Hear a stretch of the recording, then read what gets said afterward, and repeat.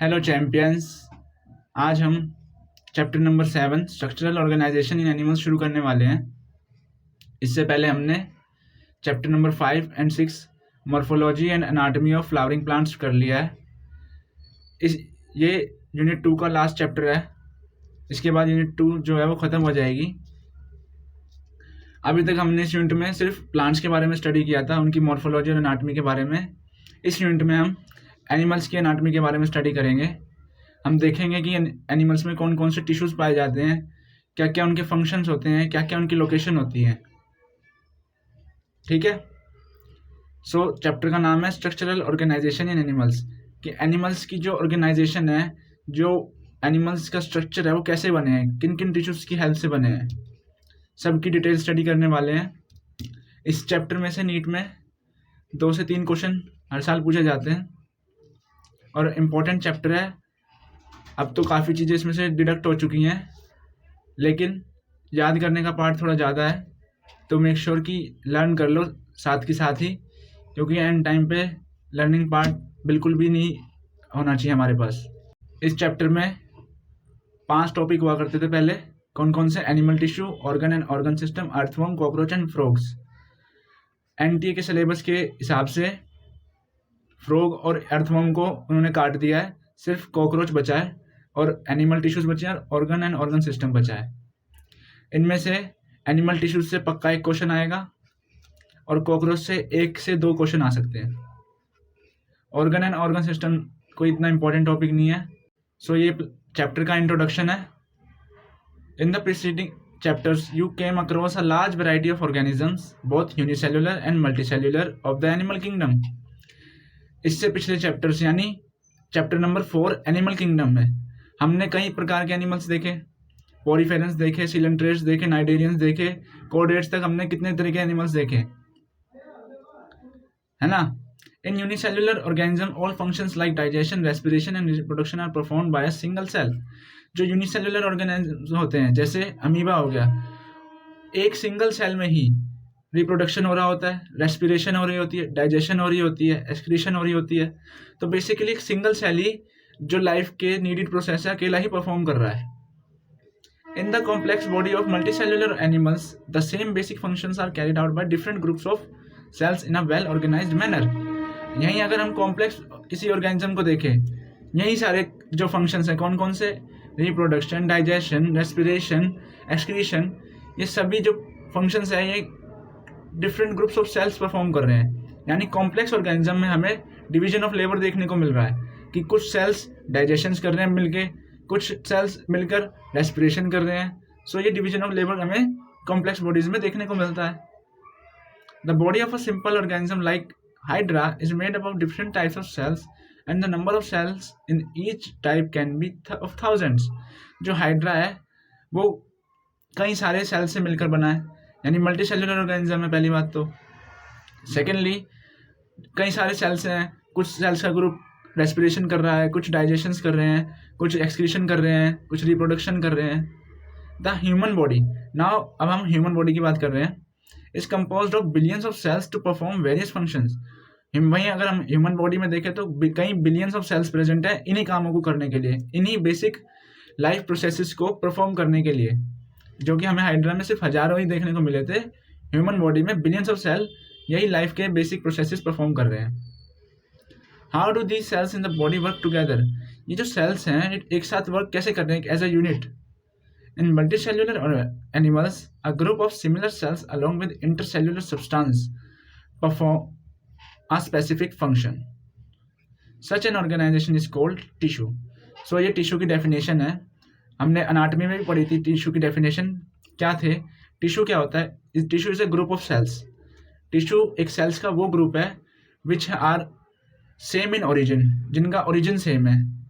Secondly performing usually same function. कोई specific function एक group of cells का अगर परफॉर्म कर रहा है तो हम उसे टिश्यू कहते हैं। विद इंटरसेल्युलर सब्सटेंस, यानी अगर मान लो ये एक सेल है, ये एक और सेल है, 3 4, ठीक है।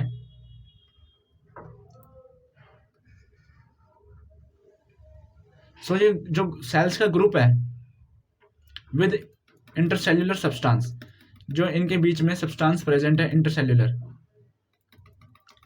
इन दोनों को मिलाकर हम क्या कहते हैं,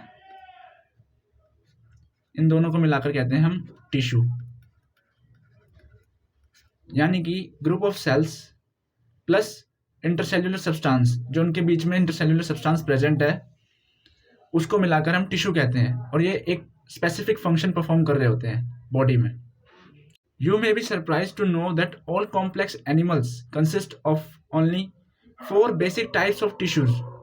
आप सरप्राइज हो जाओगे ये जानकर कि जितने भी एनिमल्स हैं, कहाँ से, देखो पोरीफेरेंस की बात नहीं होगी इसमें, क्यों, पोरीफेरेंस में हमने सेलुलर लेवल ऑफ ऑर्गेनाइजेशन देखी थी, वहाँ पे तो टिश्यूज बने ही नहीं थे, और इस चैप्टर में हमें बेसिकली टिश्यूज के साथ डील करना है। तो सीलन ट्रेट से लेके कोडेट्स तक जितने भी एनिमल्स हैं वो सारे के सारे सिर्फ 4 ही टिश्यूज से मिलकर बने हैं। These tissues are organized in a specific proportion and pattern to form an organ. हमने पिछले चैप्टर्स में भी देखा है, सेल से मिलकर क्या बनता है, टिश्यू। टिश्यू से मिलकर क्या बनता है, टिश्यू सिस्टम। टिश्यू सिस्टम से मिलकर क्या बनता है, ऑर्गन। ऑर्गन से मिलकर क्या बनता है, ऑर्गन सिस्टम। और ऑर्गन सिस्टम से मिलकर क्या बनता है, ऑर्गेनिज्म। सो ये बेसिक हमें चार्ट लर्न है कि सेल से लेकर टिश्यू, फिर tissue system, organ, organ system और ऑर्गेनिज्म। सो जो टिश्यूज हैं वो ऑर्गेनाइज होकर क्या बनाते हैं, टिश्यू सिस्टम। टिश्यू सिस्टम मिला के क्या बनाते हैं, ऑर्गन। ऑर्गन कैसे कैसे, जैसे स्टमक हो गया, लंग हो गया, हार्ट हो गया, किडनी हो गई, ये हमारे अंदर डिफरेंट टाइप्स के ऑर्गन्स हैं।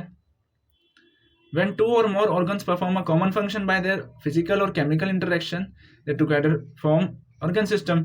जब 2 ऑर्गन, 2 या 2 से ज़्यादा ऑर्गन मिलके कोई काम कर रहे होते हैं तो हम उन्हें क्या कहते हैं, ऑर्गन सिस्टम। हमारे अंदर कौन कौन से ऑर्गन सिस्टम पाए जाते हैं, डाइजेस्टिव सिस्टम हो गया, रेस्पिरेटरी सिस्टम हो गया, एक्सक्रीटरी सिस्टम हो गया, ठीक है। Cells, tissues, organs and organ system split up the work. Cells, tissue, organ और जो ऑर्गन सिस्टम है, इन्होंने अपना जो काम है उसे बांट लिया in a way that exhibits division of labour. हमें हायर ऑर्गेनिजम्स में डिवीजन ऑफ लेबर देखने को मिलता ही है। हार्ट का काम क्या है, कंडक्शन का, पंप करने का ब्लड को। लंग्स का काम क्या है, रेस्पिरेशन करने का, ब्रीदिंग करने का। किडनीज का काम क्या है, फिल्ट्रेशन करने का, एक्सक्रीशन करने का। And contribute to the survival of the body as a whole, जिससे कि हमारी जो बॉडी है वो सर्वाइव कर सके। अगर एक भी सिस्टम डैमेज हो जाए तो हमारे सर्वाइवल को कितनी दिक्कत हो जाती है। सो टुगेदर ये सारे सिस्टम एक साथ वर्क करके एक ऑर्गेनिज्म को, उसको सर्वाइव करा रहे हैं इस नेचर में। सो हमारा फर्स्ट टॉपिक है एनिमल टिश्यूज। हमने देखा था कि सीलन ट्रेट से लेकर कोडेट्स तक 4 बेसिक टिश्यूज पाए जाते हैं हर एक एनिमल्स के पास। एनिमल किंगडम की एक खास बात और थी, सारे ऑर्गेनिजम्स कैसे थे, मल्टी सेल्यूलर। एनिमल किंगडम में सारे ऑर्गेनिज्म मल्टी सेल्यूलर थे, कोई भी यूनिसेल्यूलर ऑर्गेनिज्म नहीं होता। The structure of the cells vary according to their function. भाई सेल्स का स्ट्रक्चर उनके फंक्शन के ऊपर डिपेंड करता है। अब हार्ट के सेल्स हैं, उनमें फटीग आ जाए तो कितनी प्रॉब्लम हो जाएगी। हार्ट के साथ जो सेल्स होते हैं उनमें कभी फटीग आता है, जब तक हमारी पूरी लाइफ में कभी भी उनमें फटीग नहीं आता, इसलिए तो हम लाइव हैं। वहीं अगर हम स्केलेटल मसल्स की बात करें, जो स्केलेटल मसल्स में सेल्स प्रेजेंट है उनमें तो फटीग आ जाता है। जब हम जिम में जाते हैं, थोड़ी ज़्यादा एक्सरसाइज हो जाए तो हमारे लैक्टिक एसिड बन जाता है और फटीग आ जाता है हमारे मसल्स में, लेकिन हमारे हार्ट के सेल्स में तो कभी फटीग नहीं आता। सो सेल्स का स्ट्रक्चर, उसकी फिजियोलॉजी, उसकी हर चीज़ उसके फंक्शन पर डिपेंड करती है कि वो फंक्शन क्या कर रहा है। Therefore the tissues are different. अब सेल्स अगर अलग अलग हैं तो टिश्यूज भी अलग अलग होंगे। क्यों? क्योंकि टिश्यूज जो बने हैं वो सेल्स से मिलके ही तो टिश्यूज बने हैं। And are broadly classified into 4 types. Broadly हमने टिश्यूज को 4 तरीके में बांट दिया है। कौन कौन से? एपिथेलियल टिश्यू जो आउटर मोस्ट कवरिंग होती है, connective tissue just below the epithelial tissue, muscular tissue जो हमारे मसल्स में प्रेजेंट है, न्यूरल टिश्यू जो हमारे ब्रेन में प्रेजेंट है, जो हमारे को कंट्रोल और कोऑर्डिनेशन में हेल्प करता है। अब इसमें इंपॉर्टेंट क्या है, हर एक टिश्यू का ओरिजिन पता होना चाहिए। हर एक टिश्यू का ओरिजिन पता होना चाहिए। जैसे कि एपिथेलियल टिश्यू है, इसका ओरिजिन क्या है? जब स्पर्म ने ओवम को फर्टिलाइज किया था तो जाइगोट बना था, जाइगोट से एम्ब्रियो बना था, और एम्ब्रियो के बाद हमारी जो 3 जर्म्स लेयर्स थी, कौन कौन सी? एक्टोडर्म, मेसोडर्म और एंडोडर्म, इसमें डिफ्रेंशिएट हुए थे। यही तीनों जर्म लेयर्स आगे जाके एक पूरी ह्यूमन बॉडी का फॉर्मेशन करती है। एक पूरी बॉडी का फॉर्मेशन यही 3 जर्म लेयर से होके होता है। सो एपिथेलियल टिश्यू कौन सी जर्म लेयर से बनती है? यहाँ पे लिखो ओरिजिन क्या है। एपिथेलियल टिश्यू का है एक्टोडर्म भी, मेसोडर्म भी और एंडोडर्म भी। यानी कि जो एपिथेलियल टिश्यू है वो तीनों जर्म लेयर से फॉर्म होता है। कौन कौन सी? एक्टोडर्म, मेसोडर्म और एंडोडर्म से। वहीं कनेक्टिव टिश्यू, इसका ओरिजिन मेसोडर्मल है। ये मेसोडर्म जर्म लेयर से फॉर्म होती है। वहीं मस्कुलर टिश्यू, ये भी मेसोडर्मल ओरिजिन की है।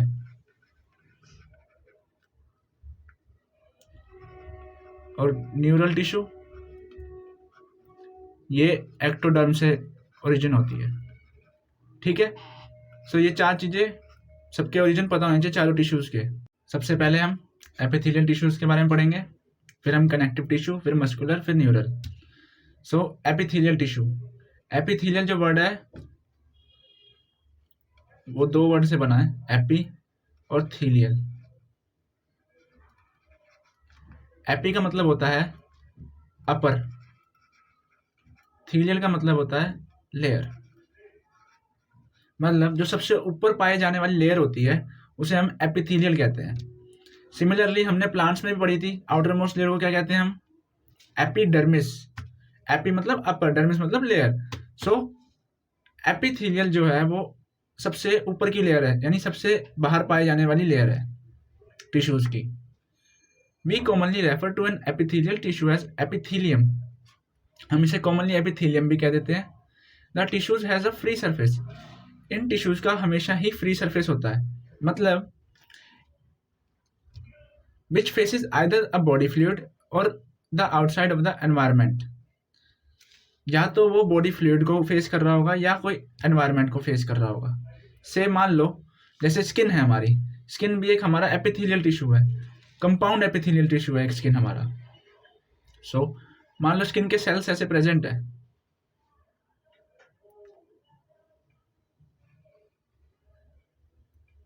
मान लो। सो ध्यान से देखो, जो ये सेल्स हैं इनका जो ऊपर वाला सरफेस है ये किसको फेस कर रहा है? एनवायरनमेंट को। और अंदर वाला हमारा बॉडी को, है ना। सिमिलरली ऐसे सेल्स हमारे जो गट है, गट क्या है? इसोफेगस, जो हमारी डाइजेस्टिव ट्रैक्ट है पूरा, उसमें भी ये होलो जो कैविटी होती है ना, जैसे ये हमारा मान लो गट है, ये हमारा गट है, डिफरेंट डिफरेंट लेयर से बना हुआ है।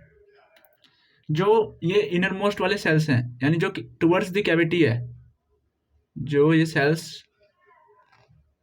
इनसाइड द कैविटी प्रेजेंट है, सो ये बॉडी के इनसाइड को यानी अंदर वाले पार्ट को, जैसे मान लो ब्लड वेसल्स है, मान लो ये ब्लड वेसल है, इसमें जो ये एपिथेलियल सेल्स है ये अंदर की तरफ प्रेजेंट है। सो इन ब्लड वेसल्स के अंदर क्या फ्लो कर रहा है? ब्लड फ्लो कर रहा है। सो जो सेल्स हैं वो किसको फेस कर रहे हैं? ब्लड को। और ब्लड क्या है? बॉडी फ्लूइड है ना। सो या तो ये एनवायरनमेंट को फेस कर रहे होते हैं या फिर फ्लूइड को फेस कर रहे होते हैं। The cells are compactly packed. ये जो सेल्स है कॉम्पैक्टली पैक्ड है विद लिटिल इंटरसेल्युलर मैट्रिक्स। बहुत इंपॉर्टेंट, जो एपिथेलियल टिश्यूज हैं इनमें बहुत ही नेग्लिजिबल मान के चलो कि इंटरसेल्युलर मैट्रिक्स प्रेजेंट है। मैट्रिक्स यानी सब्सटेंस कह लो, इंटरसेल्युलर सब्सटेंस प्रेजेंट है। अब अपनी स्किन ही देख लो, कितनी कॉम्पैक्टली सेल्स पैक्ड है कि हमारी स्किन में कोई भी इंटरसेल्युलर मैट्रिक्स है ही नहीं, है या नहीं है? नहीं है ना। तो या तो बहुत ही लिटल होगी या होती ही नहीं है। There are 2 types of epithelial tissues. Epithelial tissues 2 तरीके के होते हैं। Simple epithelial tissue, compound epithelial tissue. Simple epithelium कौन होते हैं? जहाँ पे एपिथेलियल सेल्स की सिंगल लेयर प्रेजेंट हो, सिर्फ और सिर्फ सिंगल लेयर प्रेजेंट हो। और कंपाउंड एपिथेलियल सेल्स टिश्यू वो होते हैं जहाँ पे एपिथेलियल सेल्स की 2 या 2 से ज़्यादा लेयर्स प्रेजेंट हो। जैसे कि हमारी स्किन जो है ये हमारी कंपाउंड एपिथेलियम है, यहाँ पे 2 से ज़्यादा लेयर्स प्रेजेंट है एपिथेलियल सेल्स की। Simple epithelium is composed of single layer, ये सिंगल लेयर से बना होता है सेल्स की, and functions as a lining of body cavities. बहुत इंपॉर्टेंट, सिंपल एपिथेलियम कहाँ मिलेगी? Lining of the body cavities, body में जितनी कैविटीज है उनकी लाइनिंग में, डक्ट्स में, ट्यूब्स में। डक्ट्स कैसे? पैंक्रियाटिक डक्ट, हेपेटिक डक्ट, है ना। Body cavities, visceral cavity, pleural cavity, pericardial cavity. Tubes, fallopian tubes. The compound epithelium consist of 2 और मोर सेल लेयर्स। वहीं अगर हम कंपाउंड एपिथेलियम की बात करें, वहां पे 2 या 2 से ज़्यादा सेल की लेयर्स प्रेजेंट होगी। On the basis of structural modifications of cells. क्या बेसिस है? Structural modification of cells. Simple epithelium को कितने टाइप में डिवाइड किया गया है? 3 टाइप्स में। कौन कौन से? Squamous, cuboidal and columnar. So epithelial tissue is of 3 types. कौन कौन से? Squamous, cuboidal and columnar. क्या बेसिस रहे क्लासिफिकेशन के? स्ट्रक्चरल मॉडिफिकेशन, कि जो सेल्स मॉडिफाई हो गए कैसे उनके स्ट्रक्चर है। जैसे जो स्क्वामस सेल्स हैं वो फ्लैटेंड सेल्स हैं। कैसे हैं? फ्लैट हो गए वो, ठीक है। वहीं क्यूबॉइडल जो है वो क्यूब लाइक हो गए, इसलिए उन्हें हमने क्यूबॉइडल सेल्स कह दिया। ये क्यूब बन रहा है ना, ये क्यूब्स, सो इन्हें हमने क्यूबॉइडल सेल्स कह दिया। वहीं अगर कोलमनार की बात करें, सो ये सेल्स मॉडिफाई होकर कॉलम की तरह दिखने लगे। ये कॉलम्स दिख रही हैं, सो हमने इन्हें कोलमनार सेल्स कह दिया। ये कैसे हैं? टॉल हैं। वहीं अगर हम बात करें जो कोलमनार सेल्स है, अगर इनके ऊपर ये जो हेयर लाइक आउटग्रोथ्स हैं, इन्हें कहते हैं हम सीलिया। अगर कोलमनार के ऊपर सीलिया पाया जाए तो हम उसे कहते हैं सीलिएटेड कोलमनार एपिथेलियम, ठीक है। सीलिया का काम क्या होता है? मूवमेंट में से, जैसे कि कोई सब्सटेंस है, जैसे फैलोपियन ट्यूब है, उसमें जो ओवा है वो ट्रैवल करता है। सो फैलोपियन ट्यूब में हमें ब्रश बॉर्डर सेल्स मिलते हैं, इन्हें हम ब्रश बॉर्डर भी कहते हैं। सो ये हेल्प करते हैं ओवा की मूवमेंट को, सो दैट वो आगे बढ़ता चले। जैसे पैरामीशियम होता है, उसमें सीलिया होते हैं, वो क्या हेल्प करता है? लोकोमोशन और मूवमेंट में उसकी। पैरामीशियम होता है ना। सबसे पहले है squamous epithelium, is made up of single. भाई सिंगल तो सारी होंगी, क्यों? सिंपल एपिथेलियम है तो सबकी सिंगल लेयर प्रेजेंट होगी। क्यूबॉइडल हो उसकी भी सिंगल लेयर प्रेजेंट होगी, कोलमनार हो उसकी भी सिंगल लेयर प्रेजेंट होगी। थिन लेयर है, पतली लेयर है, फ्लैटेंड सेल्स है तो पतली लेयर है, विद इरेगुलर बाउंड्रीज इरेगुलर है। They are found in the walls. हर एक एपिथेलियम की लोकेशन पता होनी चाहिए बिल्कुल। They are found in the walls of blood vessels. कहाँ मिलते हैं? पहली जगह ब्लड वेसल्स की दीवारों पर। दूसरा air sacs of lungs, alveoli है लंग्स में, एयर सेक्स होते हैं हमारे एल्वुलाई, जो कि डिफ्यूजन में हेल्प करते हैं गैसेस के, and are involve in the functions of forming diffusion boundary. ये डिफ्यूजन बाउंड्री फॉर्म, जैसे कि जो सिंपल स्क्वामोस एपिथेलियम है इसका मेन काम है डिफ्यूजन का, पहली बात तो। सेकेंडली मिलती कहाँ पे है? ब्लड वेसल्स की वॉल्स पे और एल्वुलाई पे। अब एल्वुलाई पे देखो, मान लो एल्वुलाई है लंग्स में, सो यहाँ से, और ये हमारी एक ब्लड वेसल है। क्या है? ये हमारी एक ब्लड वेसल। सो ऑक्सीजन जो है वो एल्वुलाई से ब्लड वेसल्स में डिफ्यूज करती है। सिमिलरली जो CO2 ब्लड से है वो एल्वुलाई में डिफ्यूज करती है। सो ये डिफ्यूजन मेम्ब्रेन की फॉर्मेशन नहीं कर रहे। सो अगर डिफ्यूजन होना है तो सेल्स की जो लेयर है वो पतली से पतली होनी चाहिए, सो दैट डिफ्यूजन ईजी हो जाए। भाई डिफ्यूजन थिकनेस पर डिपेंड करती है, जितनी पतली लेयर होगी उतनी ईजिली डिफ्यूज हो पाएंगे। सो कैसी लेयर है? थिन लेयर है, ठीक है ना। सेकेंड है हमारी क्यूबॉइडल एपिथेलियम, ये भी सिंगल लेयर से बनी है क्योंकि सिंपल है। कैसे सेल्स है? क्यूब लाइक सेल्स है, इसलिए हम इसे क्यूबॉइडल एपिथेलियम कह रहे हैं। ये कहाँ मिलती है? ग्लैंड्स की डक्ट्स में। जैसे कि पैंक्रियाटिक डक्ट हो गई, हेपेटिक डक्ट हो गई। हेपेटिक डक्ट कौन सी ग्लैंड के लिए? लीवर ग्लैंड के लिए हो गई। पैंक्रियाटिक डक्ट पैंक्रियाज के लिए हो गई। And tubular parts of nephrons, nephron के जो ट्यूबुलर पार्ट्स होते हैं उनमें पाई जाती है। नेफ्रॉन क्या होते हैं? किडनी की जो फंक्शनल और स्ट्रक्चरल बेसिक यूनिट जो होती है वो नेफ्रॉन्स होते हैं, और इनका मेन काम क्या है? सिक्रीशन और एब्जॉर्प्शन का। अब जो डक्ट्स हैं वो किस में हेल्प करती हैं? सिक्रीशन में। भाई हेपेटिक डक्ट से क्या निकलता है? Bile juice. हेपेटिक डक्ट और सिस्टिक डक्ट जो होती है वो गोल ब्लैडर की जो डक्ट है वो मिलके कौन सा सिक्रीट करते हैं? बाइल जूस सिक्रीट करते हैं, तो सिक्रीशन का काम हो गया। वहीं अगर मैं ट्यूबुलर पार्ट्स ऑफ नेफ्रॉन की बात करूं, जैसे बोमेंस कैप्सूल हो गया। जो बोमेंस कैप्सूल है इसमें ब्लड वेसल्स आती हैं,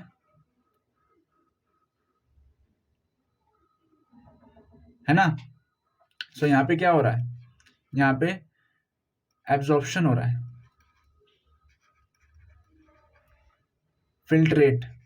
फिल्ट्रेशन चल रही है यहाँ पे फिल्ट्रेशन हो रही है।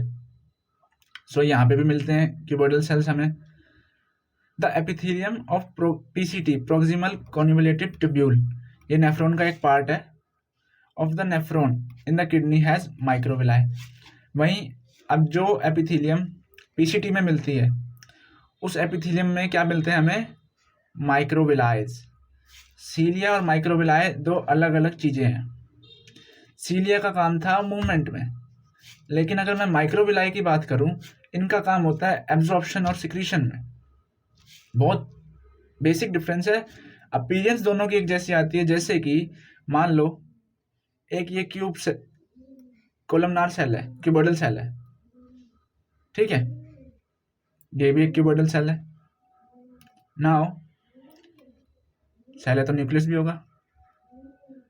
माइक्रोविलाई में कैसी अपीयरेंस आएगी? Microvilli are finger like projections, they are finger like projections.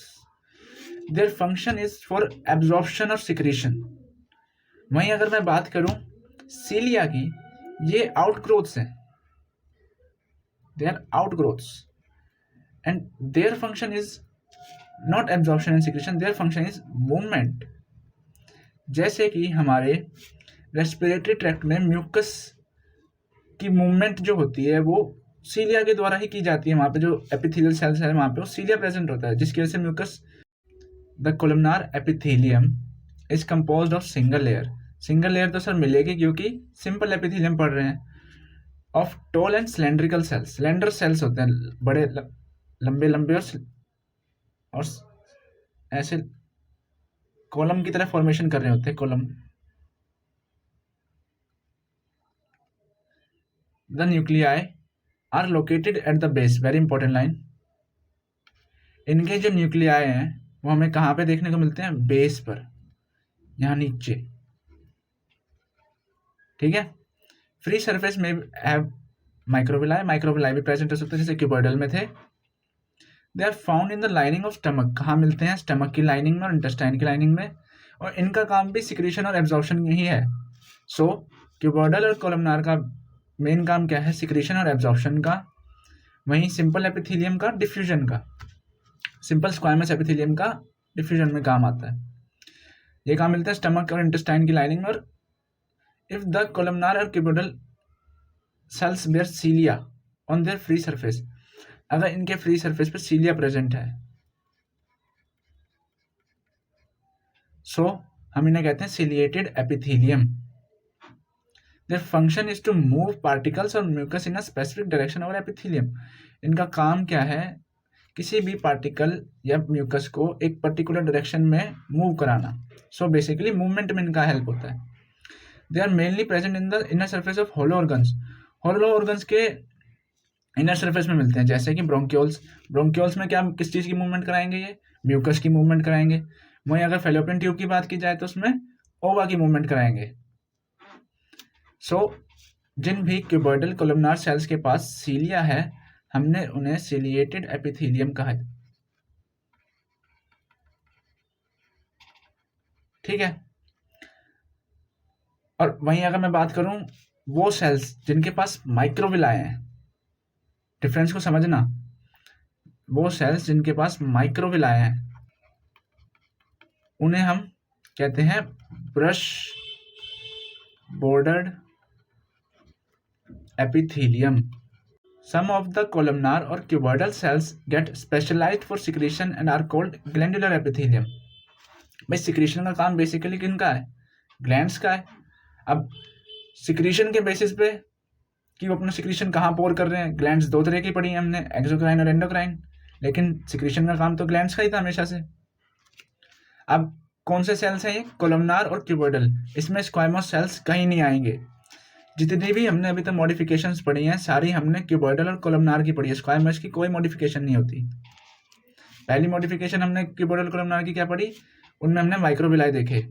Second हमने उसमें सीलिया भी देखा। थर्ड अब हम देख रहे हैं उनकी सिक्रीशन की modification. They are mainly of two types, unicellular and multicellular. Glandular epithelium जो है वो दो तरीके की है, यूनिसेल्युलर और मल्टीसेल्युलर। यूनिसेल्युलर कौन से होते हैं? गॉबलेट सेल्स, जो कि सिक्रीट करते हैं म्यूकस एलिमेंट्री कैनाल में। और वहीं अगर मैं मल्टीसेल्युलर की बात करूं, सलाइवरी ग्लैंड, जहाँ से सलाइवरी अमाइलेज निकलता है, जहाँ पे कई सारे सेल्स का ग्रुप प्रेजेंट है। On the basis of mode of pouring their secretion, what are the basis? Basis clearly याद रहनी चाहिए। बेसिस है उनका जो सिक्रीशन है उसको निकालने का जो तरीका है, मोड है, वो कैसा है। ग्लैंड्स कितने तरीके के हैं? एक्सोक्राइन और एंडोक्राइन। एक्सोक्राइन कौन सी होती हैं? एक्सोक्राइन ग्लैंड्स वो होती हैं जिनकी सिक्रीशन डक्ट्स के थ्रू हो। Exocrine glands are the glands which pour their secretion in their ducts, यानी इनके पास डक्ट्स होगी। यानी लीवर है, लीवर के पास हेपेटिक डक्ट है, यानी वो एक एक्सोक्राइन ग्लैंड है। वहीं गोल ब्लैडर है, उसके पास सिस्टिक डक्ट है, वो भी एक एक्सोक्राइन ग्लैंड है। वहीं पेंक्रियाज है, उसके पास पेंक्रियाटिक डक्ट है, उसके पास भी अपनी डक्ट है, तो वो भी एक एक्सोक्राइन ग्लैंड है। हालांकि जो पेंक्रियाज है वो मिक्सोक्राइन ग्लैंड होता है, उसमें एंडोक्राइन और एक्सोक्राइन दोनों मिलता है। ठीक है। अब जो एक्सोक्राइन है इन्हें डक्ट्स की जरूरत पड़ रही है स्पेशली। सो ये क्या सिक्रेट करते होंगे ऐसा कि इनको डक्ट्स चाहिए? ये सिक्रेट करते हैं एंजाइम्स। अब अगर एंजाइम डायरेक्टली हमारी बॉडी में आ गए, डायरेक्टली हमारे वाइटल ऑर्गन्स हैं उनसे कांटेक्ट में आ गए, तो वो तो उन्हें डिस्ट्रॉय कर देंगे। सो इनको इसलिए स्पेशली नेचर ने डक्ट्स दे रखी हैं। एंजाइम्स हो गए, जूसेस हो गए, जैसे हमारा इंटेस्टाइनल जूस हो गया, ये सब हमारे एक्सोक्राइन के पार्ट हैं। वहीं एंडोक्राइन ग्लैंड्स हैं, इनकी जो सिक्रीशन होती है वो डायरेक्टली हमारे ब्लड में आती है। अब डायरेक्टली ब्लड में आ रही है यानी ज़्यादा हार्मफुल तो नहीं है हमारे लिए। एंजाइम से तो जितनी तो हार्मफुल नहीं है। अगर एंजाइम डायरेक्ट हमारे ब्लड में आ जाते तो वो तो हमारे ब्लड सेल्स को डाइजेस्ट कर जाते, इसलिए नेचर ने उन्हें डक्ट्स दे रखे हैं इसी काम के लिए। वहीं एंडोक्राइन के पास डक्ट्स नहीं होती, इसलिए हम इन्हें डक्टलेस ग्लैंड भी कहते हैं। और इनकी सिक्रीशन जो है वो हमारी डायरेक्टली ब्लड में आते हैं, और इनकी सिक्रीशन को हम कहते हैं हॉर्मोन्स। ये क्या सिक्रीट करते हैं? Hormones. Exocrine gland secrete mucus, saliva, ear wax, oil, milk, digestive enzymes and other cell products. ये सब सिक्रीट करते हैं exocrine. These products are release through ducts या ट्यूब्स के थ्रू रिलीज होते हैं। इन कंट्रास्ट इसके बजाय एंडोक्राइन ग्लैंड जो है उनके पास कोई डक्ट नहीं होती, इसलिए हम उन्हें डक्टलेस ग्लैंड भी कहते हैं। Their products called hormones. इनके प्रोडक्ट्स क्या होते हैं? हॉर्मोन्स होते हैं। डायरेक्टली हमारे फ्लूइड यानी ब्लड कहना चाह रही है, ब्लड में ही सीधा सिक्रीट हो जाते हैं। सो ये एक यूनिसेल्युलर ग्लैंड है, जैसे कि हमारी गॉबलेट ग्लैंड्स होती हैं। कहाँ मिलती है? एलिमेंट्री कैनाल में। क्या सिक्रीट करती हैं ये? गॉबलेट क्या सिक्रीट करता है? म्यूकस। वहीं एक ये मल्टीसेल्युलर ग्लैंड की पिक्चर दिखा रखी है, जैसे कि सलाइवरी ग्लैंड। ये क्या सिक्रीट करता है? ये सिक्रीट करता है सलाइवरी अमाइलेज। नेक्स्ट है हमारा कंपाउंड एपिथेलियम। सो यहाँ पे सिंपल एपिथेलियम खत्म होता है, तो हमने स्क्वाइमोस भी देख लिया, क्यूबॉइडल भी देख लिया, कोलमनार भी देख लिया, और इन क्यूबॉइडल और कोलमनार की मॉडिफिकेशंस भी देख ली, एक्सोक्राइन और एंडोक्राइन ग्लैंड्स भी देख ली। So now compound epithelium is made up of more than one layers.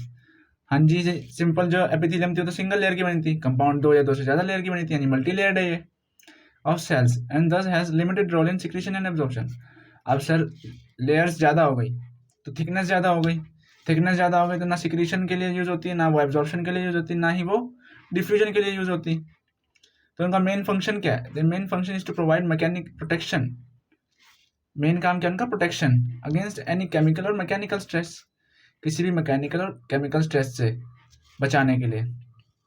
जैसे मान लो एसिड गिर गया किसी के हाथ पे, सो स्किन हमारे जो वाइटल ऑर्गन्स हैं उनको बचा पाएगी, है ना। मैकेनिकल कैसे हो गया?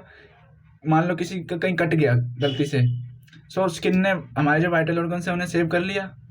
वाइटल ऑर्गन जैसे लीवर हो गया, पैंक्रियाज हो गए, किडनी हो गई, हार्ट हो गया, लंग्स हो गए, ब्रेन हो गया, है ना। They cover the dry surface of the skin. हमारे स्किन में पाए जाते हैं। Moist surface of the buccal cavity, जो ये बक्कल कैविटी है इसकी जो मॉइस्ट सरफेस है चारों तरफ, जो वहाँ पे भी कंपाउंड एपिथेलियम मिलती है। फेरिंग्स में मिलती है।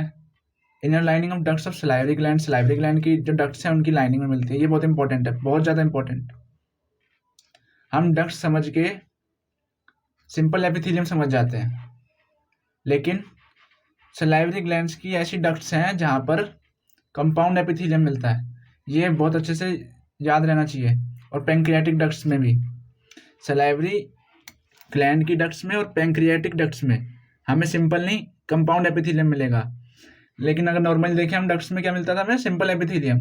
लेकिन पैंक्रियाटिक और सलाइवरी डक्ट्स में हमें कंपाउंड एपिथेलियम देखने को मिलेगा। ये स्टार मार्क कर लो। ये कंपाउंड एपिथेलियम दिखा रखी है। मल्टी लेयर्ड सेल्स हैं। एक लेयर ये है, दूसरी ये, तीसरी ये, फोर्थ ये, फिफ्थ ये, है ना।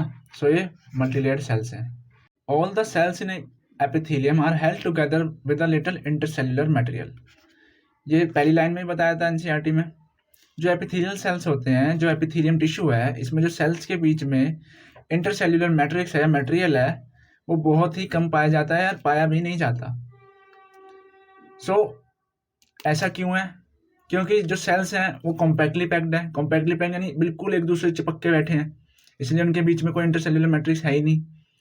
अगर दो सेल्स आपस में इतने चिपक के बैठे हैं तो कोई ना कोई जंक्शन तो प्रेजेंट होगा जो उन्हें आपस में बांधे रखे होगा। भाई दो सेल्स को आपस में बांधने के लिए कोई तो ऐसी चीज प्रेजेंट होगी जिससे वो आपस से एक दूसरे से जुड़े रहे। उन्हें हम जंक्शंस कहते हैं। In nearly all animal tissues specialise junctions पाए जाते हैं जो कि स्ट्रक्चरली और फंक्शनली लिंक जोड़ते हैं दो सेल्स के बीच में। स्ट्रक्चरली कैसे? उन्हें आपस में बांधे रखने का। मान लो दो सेल्स हैं, इन्हें आपस में बांधने का काम कर रहे हैं जंक्शंस। वहीं अगर मैं बात करूं इन दोनों के बीच में कम्युनिकेशन, इन दोनों के बीच में साइटोप्लाज्म का एक्सचेंज, इन दोनों के बीच में मटेरियल का एक्सचेंज भी ये जंक्शंस ही कराते हैं। तीन तरह के जंक्शंस पाए जाते हैं एपिथेलियम और सभी टिश्यूज में। Tight junction, adhering junction, gap junction. अब इन्हें लर्न करने का एक ट्रिक है, जहां पर भी टाइट जंक्शन आ जाए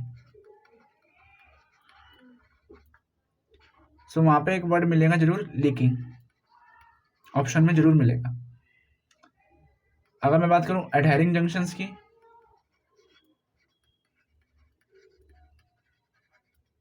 वहां पे मिलेगा हमें सीमेंटिंग। और अगर मैं बात करूं गैप जंक्शंस की,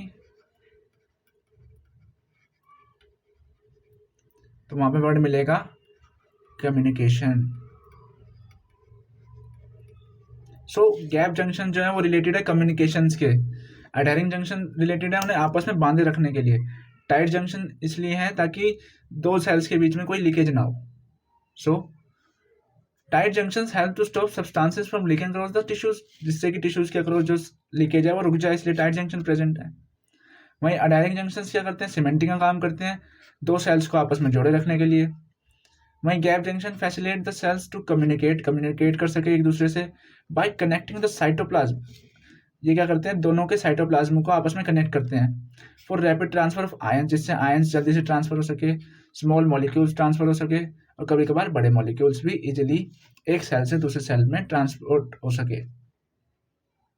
सो आज के लेक्चर में बस इतना ही था। आज हमने एपिथेलियल टिश्यू ही करा है। लेक्चर नंबर 2 में हम एनिमल टिश्यू कंप्लीट कर देंगे, कनेक्टिव टिश्यू भी कंप्लीट कर देंगे, मस्कुलर भी और न्यूरल भी। और जो नेक्स्ट टॉपिक है ऑर्गन और ऑर्गन सिस्टम, उसमें से को उस पैराग्राफ में कुछ भी इंपॉर्टेंट नहीं है, एक लाइन इंपॉर्टेंट बता दूंगा जब मैं कराऊंगा। सो आज के लेक्चर में बस इतना ही था। जितना भी कराया है, जितने भी एपिथेलियल टिश्यूज के एग्जाम्पल बताए, उनकी लोकेशन बताइए। लोकेशन बहुत इंपॉर्टेंट है। Simple epithelium, simple squamous epithelium, simple cuboidal epithelium, simple columnar epithelium, glandular epithelium, brush border epithelium, ciliated epithelium, इन सब की लोकेशन बिल्कुल पता होनी चाहिए। कंपाउंड एपिथेलियम तो फिर भी चलो इजी था, हाँ, लेकिन कंपाउंड एपिथेलियम में जो सलाइवरी और पैंक्रियाटिक डक्ट्स थी, उसमें हमें कंपाउंड एपिथेलियम मिली थी। सिर्फ यही दो ही ऑर्गन्स की डक्ट्स है जहाँ पे हमें कंपाउंड एपिथेलियम मिल रही है, और नॉर्मल डक्ट्स में हमें क्या मिल रहा था? Simple epithelium. सो और ये जंक्शंस जो हैं तीनों, इनके ये भी याद रहने चाहिए। सो आज के लेक्चर में बस इतना ही था। मिलते हैं फिर लेक्चर नंबर 2 में, उसमें हम एनिमल टिश्यू पूरा कंप्लीट कर देंगे, जिसमें कि हमारा क्या क्या रह गया है? कनेक्टिव टिश्यू, मस्कुलर टिश्यू और न्यूरल टिश्यू।